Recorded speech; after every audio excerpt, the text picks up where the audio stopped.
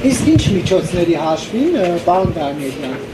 Ես բավականին հարուստ մարդ եմ։ Ինչպես։ Ես հարուստ մարդ եմ բավականին։ Հոգով թե ֆինանսապես։ Ամեն ինչով։ Մերսի շատ, Հայրիկ ջան։ Պարզապես ձեր հայտարարագիրը մի երկու օր առաջ էր ուսումնասիրում, այնտեղ գույք վարձակալելու բան չկար։ Ինչ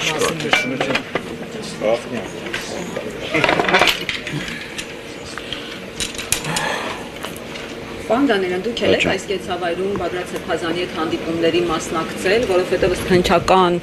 կոմիտեի այդ հաղորդագրության ինչ որ համախոհների հետ աշխատանք է տարվել տևական ժամանակ, համախմբել են, կարող դեզել են այդ հանցավոր խմբի մասնիտարկում։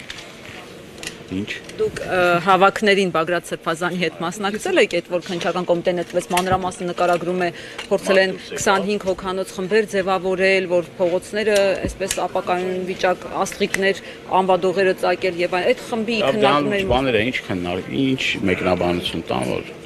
ինչ մեկնաբանության կարիք կա, որ մեկնաբանություն էլ տան։ Մարդիկ են գնացել են, եկել են Սրբազանը բավականին հայտնի մարդ է, իր կեցավայրը շատ մարդիկ կարող են գնալ գալ, հետո ինչ կա դրանում։ Շատ մարդ է գնացել։ Մինչև այդ Սրբազանը էլի շատերի հետ բարի դրացիական հարաբերություններ ա ունեցել եւ ի վերջո եւ լինելով Տավուշի թեմի առաջնորդ եւ հարգված եւ ընդունված հոգեվորական կարող է իր մոտ շատ մարդիկ էլ գնան գալու։ Կարող է հենց այդ շարժից ելնելով մտահոգություն են ունեցել, որ վայ հեսա մեր դեմ ինչ որ բան են։ Շարժը պետք է հանդիսանա ռեպրեսիաների բան, հա, մեկնարկ կամ սկիզբ կամ ում մոտ շարժը շատ է, պետք է իրան բան անեն, ձերբակալեն կամ մեկուսացնեն կամ խոզարկություն անեն։ Բան դա փոքր ուշ միացանք հնարավոր է անդրադարձել եք, երեք ինչ թուղթ էին հրապարակել, դուք ծանոթ եք թե չէ, ձեր թիմակիցներին ում հարցնում ենք, ասում են մենք առաջին անգամ ենք տենում այդ թուղթերի հեղափոխության պլաններ։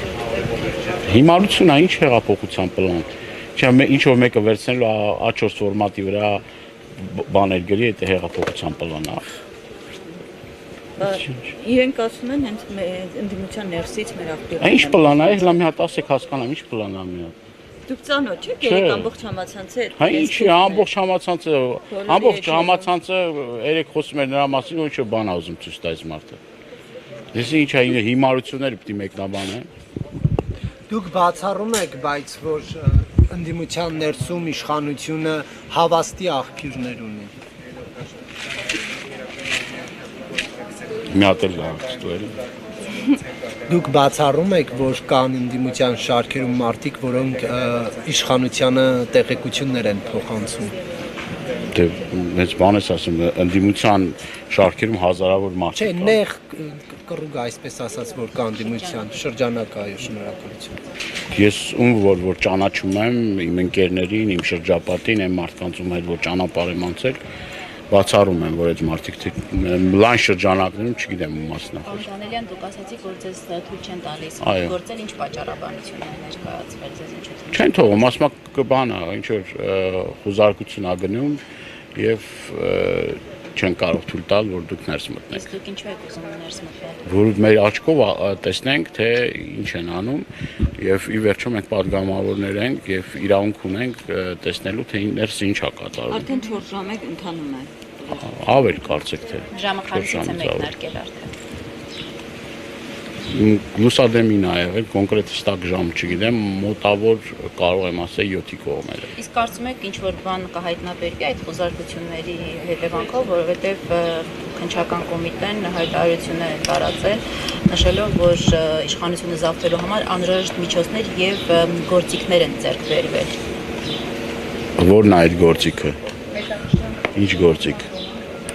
Այսինքն ինչ գործիք պիտի բան, կարող է միտեղ, չգիտեմ, չակուճ գտնեն կամ միտեղ ատվորկա կամ պլասկակուպցի գտնեն, ասեն էսի նպաստելա որ հեղափոխություն անեն։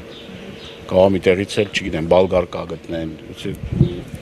կամ չգիտեմ, ցախավել գտնեն, ասեն բան են կարել։ Ինչ գործիքի մասնախոսքը։ Հեղափոխությունը բանով չէ՞ նա ինչ պիտի զենքեր, ես իմ չգիտեմ ինչեր, չէ, տենց մի բան ոնց որ զենք զինամթերք կհայտնաբերվի։ Իհարկե, Ոչ միայն Բագրատ Սրբազանի կեցավայրից, այլև այլ դաշնակցական ձեր ընկերների բնակարաններից։ Թե գիտեք ինչ, կան օրենքի շրջանակներում զենքեր, որոնք որ մեզ են պատկանում, դա օրենքով է նախատեսված էլի։ Ոչ օրինական իմաստով, ապօրինի զենք զինամթերք կարծում եք չի հայտնաբերվի այս խոզարկությունը։ Բայց զենքեր ունեք օրինական։ Այո։ Դուք էլ ունեք։ Ինչի՞ զարմացա, Հայաստանում ով օրինական Չէ, զենք։ հարց եմ տալիս, ինչ եք իմ հարցը։ Չէ, ասում եմ, դες զարմանում ես, օրինական այո։ Ինչ զենք է ձերը։ Չեմ կարող ասեմ։ Իսկ ինչ նպատակով եք դա պահում ձեր մոտ։ Իմ մոտ չեմ պահում, ես զենք ունեմ, այսինքն ի՞նչ է նշանակում։ Իմ մոտ չեմ պահում։ Դանելյան, իսկ ձեր կարծիքով այս գործողությունները, երբ նշում եք, որ այս ամենը, այս պնդումները այո, իրականությանը չեն համապատասխանում, ինչ նպատակ է հետապնդում իրավապահպանների այս գործողությունը։ Սա ադրբեջանա-թուրքական ծրագրի մի մաս է եւ երևի բանից Թուրքիա կատարած այցից հետո նոր էս ռեպրեսիաների սկիզբը հենց այն հարցերը որ կան, որոնք որ Հայաստանի Հանրապետության իշխանությունների օրակարգում դրված են, դա հիշեցնեմ ադրբեջանցիների ստե վերաբնակեցումն է, նոր տարածքների հանձնումն է Տավուշի հատվածից եւ նաեւ Տիգրանաշենի, այնտեղ ոսկեպարի հատվածից, ես նաեւ տեղեկություններ ունեմ, որ ակտիվ այնտեղ չափագրման աշխատանքներ են գնում այդ հատվածներում եւ սա դիմադրությունը մեր հասարակության, մեր հայրենակիցների դիմադրությունը կոտրելու, ջարդելու փորձը, այսինքն վախեցնելու այս ռեպրեսիաները հենց միտված են դրան։ Կոնկրետ ինչ որ գործողություններ օրինական իհարկե միջոցներով ծրագրում էր Սրբազան պայքարը եւ դաշնակցության ձեր գործընկերները։ Մենք մինչեւ հիմա գիտեք որ տարիներ շարունակ պայքարի մեջ ենք, բացառապես գործել ենք օրինականության շրջանակներում։ Հիմա այս փուլում ունեիք ինչ որ գործողությունների պլան։ Մենք ասել ենք, հայտարարել ենք եւս մեկ անգամ ասում ենք. Նիկոլ Փաշինյանին չի հաջողվելու Հայաստանի Հանրապետությունում իրականացնել ադրբեջանա-թուրքական ծրագրերը։ Եվ մենք դիմակայելու ենք, այդ դիմակայությունը դա այն օրենքով տրված մեզ հնարավորությունն ու բանն է, որ մենք կարող ենք։ Մենք իրավունք ունենք դուրս գալու փողոց, իրավունք ունենք մեր բողոքի ձայնը հայտնելու, իրավունք ունենք խաղաղ անհնազանդության ակցիաներ իրականացնելու, դա մեր իրավունքների շրջանակներում է։ Եվ այս մարդը մտածում է, որ այդ իրավունքից էլ է զրկված հայ մարդը։ Ինչ որ ինքը անի եւ նաեւ իր ԿՊ ներսում էլ է, չէ՞, տենց որ ինչ որ մեկը համաձայն չէր եղել իր հետ, քրեական գործը վրաս